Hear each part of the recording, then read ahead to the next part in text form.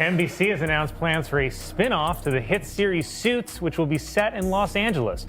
It will focus on Meghan Markle's character's struggle to balance her legal career while also caring for an unemployed immigrant. He's called Meghan Markle and says he feels sorry for Prince Harry because his wife is a lot to deal with. Turns out Prince Harry and Meghan Markle will still get paid millions of dollars for doing absolutely nothing. If you came up with the picture of an annoying, insufferable white woman, it would be Meghan Markle, even though she's not. Okay, picture this. Saturday night, millions tuned in, and out walks Colin Jost on Weekend Update, looking calm as ever. But what he said? It was pure gasoline on a fire that's been smoldering for years. With that smug little grin, he stared straight into the camera and said, "All Britain wants in return is that we keep these two." And bam, Harry and Meghan's photo flashes behind him.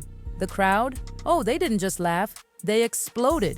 It was that rare kind of laugh that's half relief, half rage finally getting a voice. That joke didn't just sting, it destroyed. In that split second, Meghan's picture-perfect PR machine cracked wide open. No more curated image, no more control, because right after that SNL moment aired, boom! The internet detectives, fan forums, Reddit warriors, everyone who's been waiting, pounced. And what resurfaced? Yep, those old grainy yacht pics. You know, the ones her team spent years and God knows how much money trying to vanish. Well, not anymore. It was like a dam broke. The photos went viral like wildfire, flooding every corner of the internet. Meghan's PR team couldn't stop it, not this time. And let's be real, fans saw this coming from day one. They've been warning about the cracks in Meghan's story for years. And finally, Colin gave them the green light to say, "Told you so." That joke? It wasn't just a joke. It was a televised execution, wrapped in comedy, but make no mistake, it hit like a wrecking ball. Everyone watching knew what it meant. Meghan and Harry aren't the media darlings anymore. They're punchlines. And not even Hollywood's golden boy Colin Jost held back. Let's break down why this moment shook everything. This wasn't just some offhand dig at irrelevant celebs. No, Colin gave America a hall pass, official permission, to stop pretending they care about Harry and Meghan's struggles. He framed it perfectly. A fake UK-US trade deal punchline that slyly declared the Sussexes as the unwanted items we can't return. And that audience response? It said everything. That laughter wasn't mild, it was feral, it was everyone collectively going, finally, somebody said it. She was what I can see from the beginning, who was just using opportunities to advance herself. This week may be the 7 days where Meghan Markle and Prince Harry officially become connected to one word.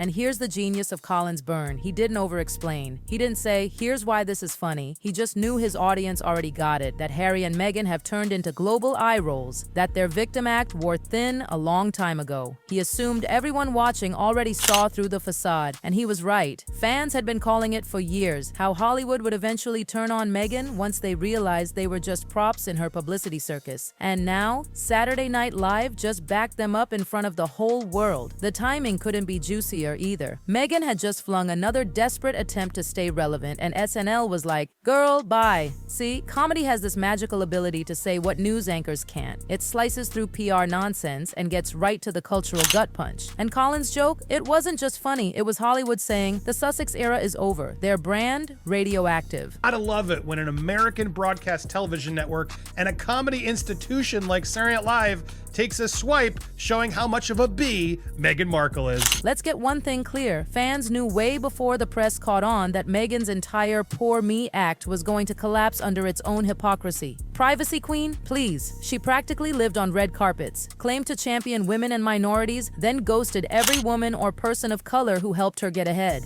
Feminist icon? Girl, you were treating palace staff like disposable coffee cups. Everything about her narrative was walking on stilts. And now, Saturday Night Live just gave fans the ultimate mic drop. Proof that they weren't crazy. The second that joke aired, fan groups weren't even laughing. They were connecting dots. The resurfaced yacht pics? Not an accident. That was the internet saying, let's finish this. And let's be honest, it wasn't about judging Meghan's past. It was about dragging the curtain back on the lies she built her whole post-royal brand on. You can't preach authenticity while erasing every part of yourself that doesn't fit your new fairy tale. Sorry, not sorry. A new trade deal with the UK that I gotta start and stop because they get litigious. Here it will comes. reopen British markets for American companies.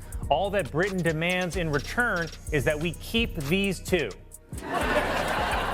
No! No! I refuse! I'm sick! And oh, this part is so satisfying. Colin's joke didn't just go viral, it sent shockwaves through Hollywood's money machine. You see, when SNL starts roasting someone, it's a massive do not touch sign to every brand, studio, and streaming service. And guess who was watching carefully? Netflix executives. Yup.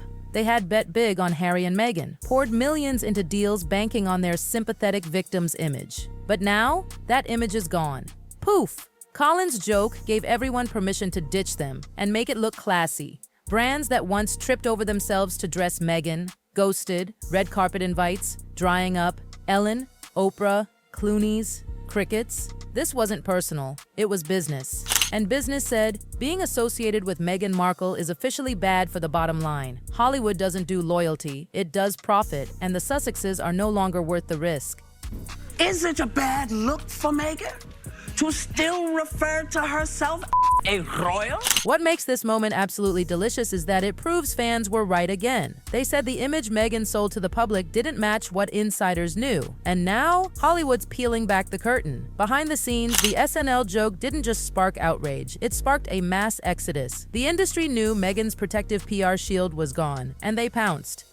She went through was not racism. It was just some in-law. So she's complaining. I'm like, what the is she talking about? No, they're so racist. They wanted to know how brown the baby was gonna be. They're so racist. They wanted to know how brown the baby's gonna be. I'm like, that's not racist. Because even black people want to know. You want to know how Hollywood really works? Here's the real tea. Those yacht pics didn't just resurface because a Reddit user got lucky. Oh no, these were held back by industry insiders for years, like receipts just waiting to be dropped at the perfect moment. After Colin's joke, boom, they leaked like a broken dam. Mediterranean parties, champagne flutes, designer bikinis, rich men, every frame screamed contradiction to the struggling actress narrative she's been spinning. But the worst part? These weren't just embarrassing throwbacks. They showed a woman carefully scrubbing her past while building a fake version of herself. The Meghan who claims she's all about women's empowerment? Yeah, she was rubbing elbows with the very powerful men she later slammed. And now the insiders who once protected her, they're done. They feel betrayed. They helped her climb, and now they're making sure she falls. And let's talk about the quiet blacklist. Major talent agencies have already flagged the Sussexes as toxic. Unofficially, of course. You won't find it written down, but trust, everyone knows. Publicists whisper warnings. Clients get schedule conflicts. Brands back out. It's the slow kill. And those yacht photos gave every agent and executive a solid excuse to stay far away. And here's where it gets downright brutal. The industry's elite didn't just ghost Meghan for no reason. They were waiting, strategically, for a moment like this. A moment when they could pull the plug without getting their hands dirty. The yacht pics? They weren't just PR nightmares, they were golden tickets for agencies and brands to officially cut ties. See, in Hollywood, you don't need a scandal to get blacklisted, you need a reason people can point to in boardrooms, and now they have it. Meghan's carefully curated story shattered. So now the calls stop coming, the invites disappear, and those A-listers who once posed for selfies with the Duchess of Do You Know Who I Am, they've vanished like smoke. And guess what? Netflix isn't just panicking. They're in full-blown damage control mode. Behind closed doors at Netflix HQ, execs are reportedly scrambling, like full-on crisis mode, trying to figure out how to salvage their multi-million-dollar mess. They went all in on Meghan and Harry, banking on the royal fairy tale magic. But now, they're realizing the golden couple is pure PR poison. Reports say they're looking at the numbers, and it's not pretty. The Bench was a flop. The Netflix documentary was a flop. The Disney narration was a flop. The podcast was a flop. The Netflix series was a flop. Remember when the whole world was gushing in 2018?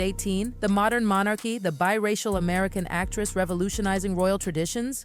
Ugh, that media fantasy lasted about 5 minutes. But fans? They saw through it right away. They noticed Meghan's own family being iced out of her wedding. Her father, left humiliated and manipulated in public. Her staff, dropping like flies under her impossible demands. And her royal duties? Please. Meghan didn't want the boring charity work. She wanted the global spotlight, period. While the media cheered her on, fans whispered, she's going to burn every bridge she crosses. And boy, were they right. The same media that fawned over her back then is now covering her collapse like vultures circling a carcass. The Oprah interview. It may have trended, but fans predicted it would backfire long-term because it showed Meghan for who she really was. Disloyal, entitled, and quick to throw anyone under the bus for sympathy points. And Hollywood? It hates that kind of betrayal. Markle and Prince Harry's deal with Netflix, they just announced this morning, it has come to an end as we know it. This $100 million deal is boom, kaput, done. Let's talk numbers, because they're ugly. Netflix's big Meghan project, Live to Lead, a total flop. It didn't just underperform, it tanked. Mid-year stats for 2025 reveal the show ranked a pathetic number 383 in viewership, barely 5.3 million views since its March debut. And just for context, Suits, the show that made Meghan Markle famous before she married into royalty, still outperformed it with 9.3 million views and a number 151 rank. People would rather watch her old acting gig than anything she's done as a duchess. That's the kind of irony Hollywood lives for. And the message? Clear as day. Viewers don't buy Meghan as a relatable icon. They're over the act. They're not buying her lifestyle brand, they're not clicking on her shows, and they sure as hell aren't tuning in for another pity party podcast. I think it was number 380 something, 350 something on the charts. Anything that low is not good, okay? If you're calling yourself a duchess, if you're calling yourself royalty, and we're using the term royalty loosely, okay, Meghan Markle, you should at least be in the top 100. And the critics? Oh, they torched her, not just for bad ratings, but for faking it. Her cooking show, painful to watch, and everyone saw it. No culinary background, zero authenticity, and yet she tried to play Martha Markle with designer cookware that screamed, "I've never stepped in a real kitchen. That fancy Le Creuset set? Please." It became a meme. Proof that Meghan's brand is as relatable as a $12 latte in a recession. The whole vibe screamed out of touch. And then came the lifestyle brand, As Ever. But instead of inspiring people, it sparked accusations of plagiarism. The podcast, Confessions of a Female Founder, fans immediately pointed out it was practically a knockoff of Steve Bartlett's hit show. No originality, just repackaged content in a fancier wrapper. And let's talk public opinion, it's brutal. According to a May 2025 YouGov poll, Meghan's approval rating in the UK has plummeted to an abysmal 20%. Yep, from 55% during the royal wedding hype to barely clinging to public support now. And in the US? It's not much better. Nearly half of Americans view her unfavorably, and the older the audience, the harsher the judgment. Her empowerment image? Dismantled. Her relatable mom next door persona? Shredded. And now, Meghan's PR machine can't patch the damage. She is the most insecure person I have seen in the public eye in a long time. That is why everything had to be perfectly curated. Who the hell picks berries in a white cashmere and white pants? Literally no one on earth does that.